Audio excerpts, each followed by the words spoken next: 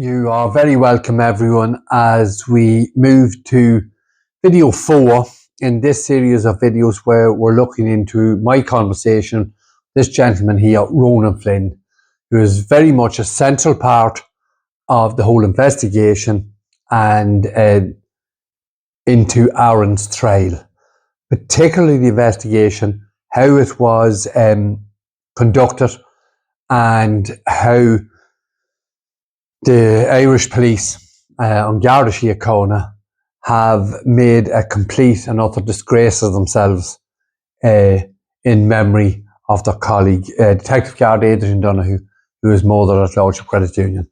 So in this 4th video in this series, we're going to have a listen to the end of my phone call with Ronan Flynn, and then we'll have just a quick breakdown of what this 18-minute or 20-minute conversation I had with Ronan, what it has disclosed and what it has shown you, the Irish public, the depths of depravity these people here have gone to and went to frame our son Aaron. So let's have a look and listen to the first little clip. Yeah. Well, the whole thing, would it be possible, Ronan, for your solicitor here in Ireland, through your mum or dad or through your sister, would it be possible for them to tell me or show me some sort of paperwork that there really was no extradition warrant, that it was just something they created to fucking scare you? Yeah, I could probably forget that for you. Yeah. Like, Mommy's the one that looked it up for me and said it was clean, so I could do that. Yeah, if you could, it would be good. This is the family we have been accused of intimidating, and all sorts of accusations have been pointed towards ourselves here and Aaron, that we in some way intimidated this family. But even that very, very short clip, what is it, 30 seconds, you can see that Ronan's engaging, and we are asking for the help of his mum, dad and his sister. And he has offered that, and again, as we have mentioned in the previous videos, Ronan does want to come forward and do the right thing, but obviously it is going to take a brave decision for him to do that. But we know the truth and the right thing will always win out in the end, particularly when it is quite obvious to the Irish public that that is what is needed. And in that little clip, we're just asking for confirmation. Seems to be some confusion over the extradition warrant in relation to Ronan being sent back to Ireland. And again, Ronan's entitled to ask that question. Was this extradition warrant just drawn up to create leverage for Ronan? Did it actually exist? Was it properly attained? We are looking into how the extradition warrant was attained, and we're finding some difficulty in tracing the origin of the actual extradition warrant. But that's for the future. But that little clip just very simply shows us that we were more than happy to engage cordially and work with the Flynn family to come forward and tell the truth. So next little clip. Well, if you don't mind, I'll keep the lines of communication open with you. I will send you the name of that lawyer that Anthony Maguire had, and if at all possible, if that is actually true, if that's true that they made up the extradition warrant for you, that's fucking massive. Because they said that they had a letter from Tommy Eccles or something, I never seen it now, that Tommy Eccles withdrew the charges. Did you hit Tommy Eccles? In that short little clip there, I'm asking Ronan to keep the lines of communication open, which we did, and I have numerous conversations I've had on the phone with Ronan. We have text messages, and all those communications we've had, we will release them in an ongoing part of the campaign and at the time that is relevant. And obviously when we come up to the appeal time for that the state as appealing the leniency of Aaron's sentence for tendency to pervert the course of justice, it will become more prudent at that time to release the further conversations I had with Ronan, and obviously that will show the people, as that court case arises, that this whole thing is a sham and a complete and total farce. I mentioned to Ronan there that we would, again, I sent him the details of the lawyer that Anthony Maguire went to. Anthony Maguire is another man who gave a false statement against Aaron, but sent a letter to the Irish courts and to Mark Phillips, to this man here, and told him that he was put under severe duress to make a statement, and he wanted nothing further to do with the Aaron Brady case. He knew nothing about it. So I sent Ronan that information. Again, Ronan is so close to doing the right thing, and we know that that is there in the foremost in the front of his mind. So hopefully we will continue to ask Ronan and his family to do the right thing and come forward, tell the truth, and open up the Pandora's box for these people here.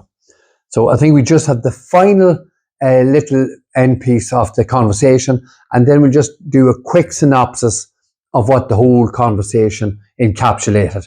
So let's listen to the last little clip of my conversation with Ronan Flynn.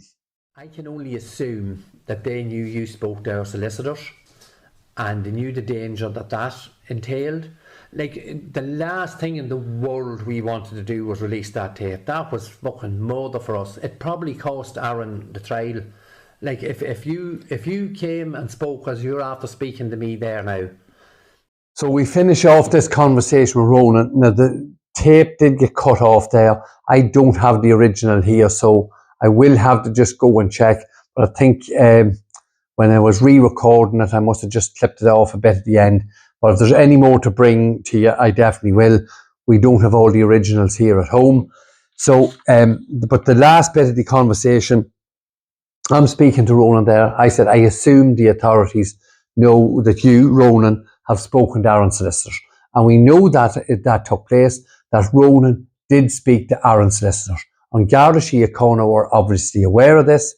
And as we have said, and as Ronan has said and you will hear that in future tapes to come, that we firmly believe, we know, on Garda Síochána released the little video clips of Ronan giving a statement on Garda Síochána to Mark Phillips, to Paul O'Reilly, and to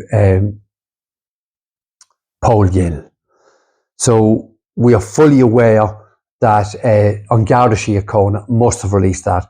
I've told Ronan there, and this is back 4 years ago, it was an absolute disaster. And we have said this from the get-go. It was an absolutely disaster for Aaron's defence that these tapes were, video clips were released on to the social media platforms. An absolute catastrophe. So that's the very last thing we wanted, as I told Ronan on the tape there. And I'm asking him at the end there, if you came and spoke out, Ronan, the way you've just spoken to me now, it would blow Aaron's case and Aaron's conviction out of the water. And I suppose it is very difficult for someone like Ronan and the situation he's got himself into to realise the gravity of it. And there's always that self-preservation. But Ronan, you must come forward, and you must, with the support of your family, come forward, tell the truth, and let's see where that takes us. So we hope Ronan will come forward and do the right thing, as I say. We are not sure if Ronan is still being coerced or put under pressure by Garda Síochána. Ronan's young man from County Louth, we don't know. Ronan could have been sitting in Croke Park with any of the Garda Síochána or detectives like Paul Gill. We don't know if they're hand in hand. But at some stage, Ronan, you're going to have to break that coercive grip that on Garda Síochána have on you. to do the right thing, because Aaron's campaign is not going anywhere, and we have to continue to ask you and to show what happened. So what we're going to do now is very briefly, this 20-minute conversation, we've broken it down into 4 videos, and what we're looking at now is, I suppose, an overview. A good place to start will be with obviously what this lawyer here said in court on numerous occasions, where we say this man committed perjury and how it was reported. So if we just pop this up here, it's the Irish Independent, from the 15th of April in 2024, and it's journalist Robin Schiller, an admirer of the paedophile loving Daniel Cahill, and it just gives you an idea. You can see the headlines there. Witness warned he'd be dealt with and his family would get it if he testifies against Garda killer Aaron Brady. Several witnesses were intimidated by associates of Brady in the lead up to the trial, and one man told he would be killed, the court hears. A witness whose videoed statements was recorded and shared by Garda killer Aaron Brady was warned that he'd be dealt with and his family would get it if he testifies against him. A special criminal court today also heard how several witnesses were intimidated by associates of Brady and Brady's family. So let's have a look at this. So you would imagine for Mark Phillips, that man there, to make these accusations and for them to be published like this, you would suspect that someone actually came forward and made a complaint. But not one complaint was made against the Brady family. No one approached Mark Phillips. No one made an official complaint against either Aaron or the Brady family. And as I have said, we have made numerous videos about this intimidation claim, and Robin Schiller has been sent all those videos, or he has access. I'm sure he's watching the campaign, and he knows we are contradicting what is being said in his article. He knows we have shown paperwork to contradict what is in his article. So that in itself tells us that 12 months later on, we've just gone through the recording with Ronan, my call with him, and we have released that before, and we've gone through it in great detail. And obviously, Robin Schiller, the paedophile lover's supporter, would be,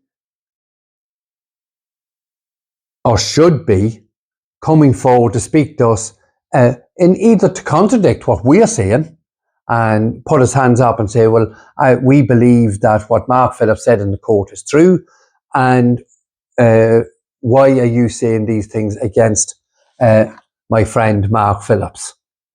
So that's the starting point. The next thing, we'll just run through them here.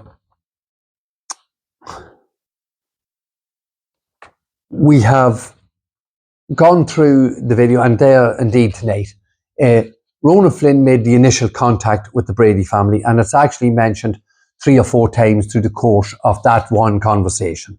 And I've shown everyone the Snapchat or the contact Ronan Flynn sent to my daughter Lorraine: tell your dad to contact me. So any suggestion that there's any sort of intimidation, so if someone's been intimidated, or as it says they're going to be dealt with or threatened, most certainly that would not, those people would not be contacting those that are threatening them. So it falls at every hurdle. Apologies. Obviously vitally important, you've seen it there, the paedophile lover Daniel Cahill, the criminal and the drug dealer and the illegal immigrant in America, and the man who committed perjury. And Ronan has confirmed in that conversation that this man here, Daniel Cahill, along with his friends, Anthony Maguire, Edo Kieran and Davy Cushion, attacked Aaron in Aaron's apartment in New York. A fact that Daniel Cahill denied under oath in court. And this is vitally important because of that attack, this assertion that the paedophile loving Cahill brings forward that he's had cosy chats with Aaron again collapses. Because when you're after being brutally battered by a thug like Daniel Cahill, you don't sit and have cosy conversations with him thereafter.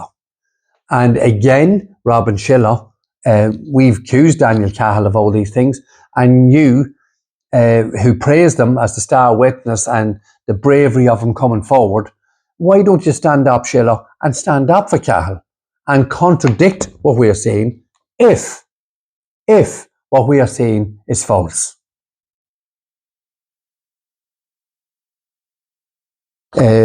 Ronan described how he was handcuffed, how he was threatened, how he was told he would never see his wife and his child again. And we were always led to believe that all these people came forward. Very quickly, listen to this clown here again. The word spread. Irish cops were in town. Witnesses were found who had crucial evidence in the case. There was approximately 5 persons who came forward with information in where they stated that Aaron Brady had mentioned he was the one who shot the Garda. Mary telling us approximately 5 people came forward. We've been through this before. He's approximating. He doesn't even know. He's a senior investigating officer. And this here is a paragraph from an affidavit.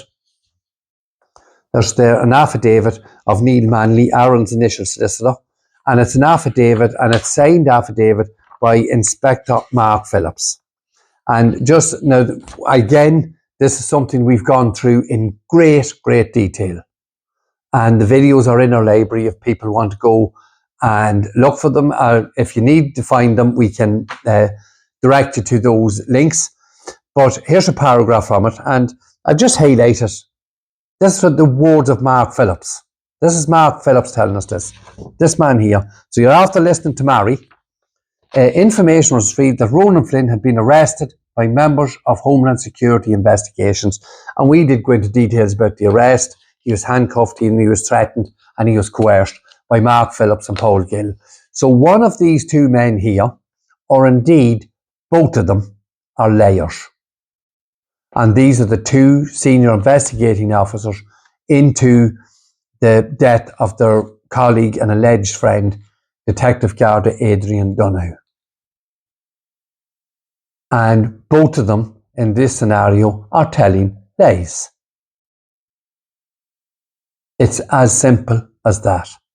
Both of them have lied to gain a false conviction and frame our son for the murder of their friend, a murder Aaron physically cannot have committed.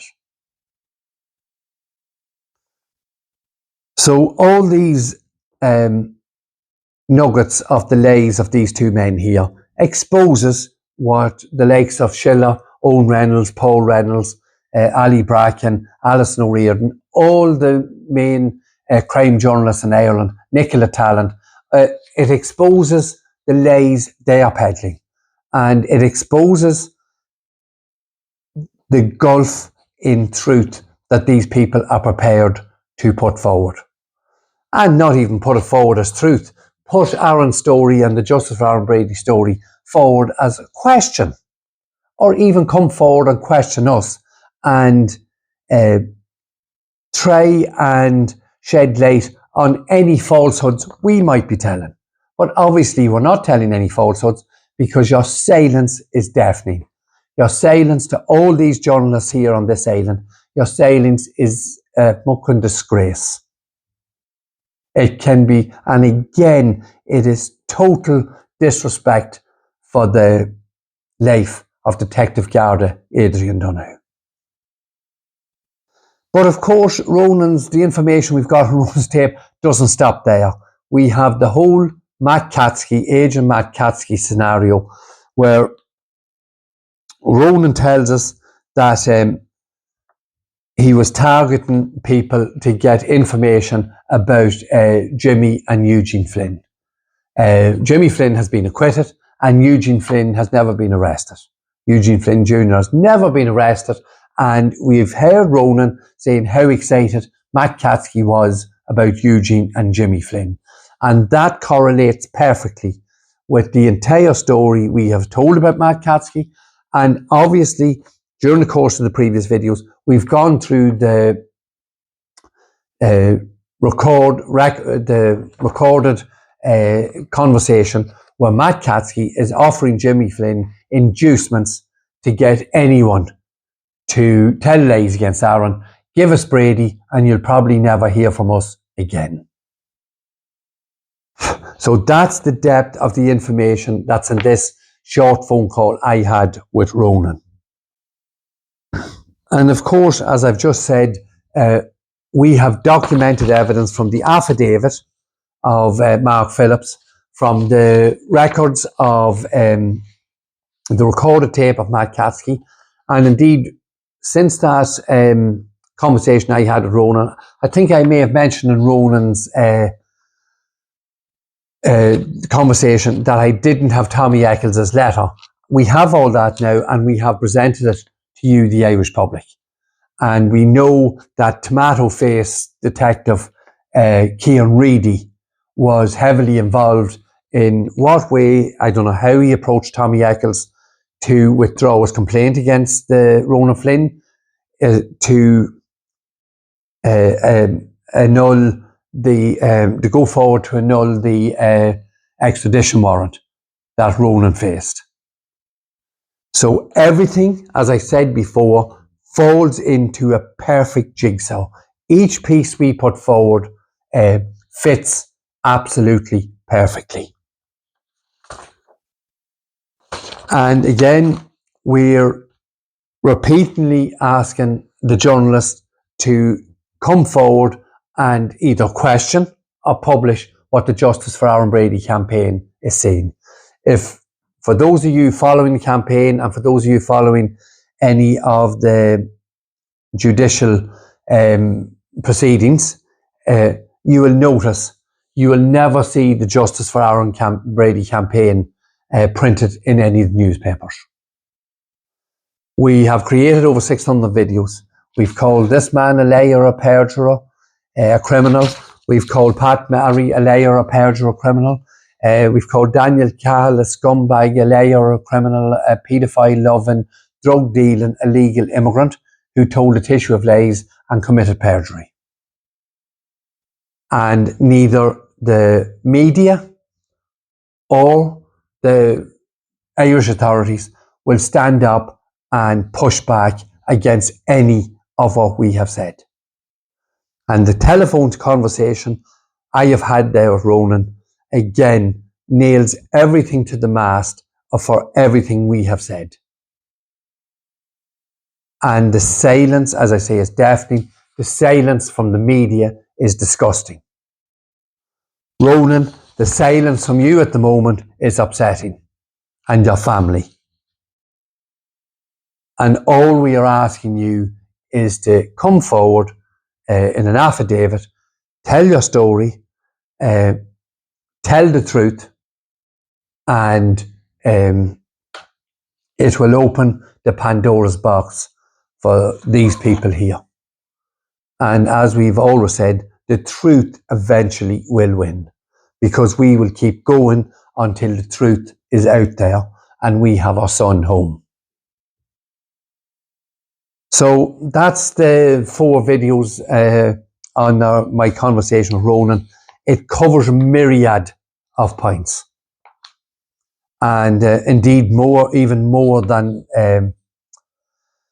I've run through there. But I think the important takeaway point is here that we've never intimidated anyone's family or told anyone they were going to die or threaten them in any way, shape or form.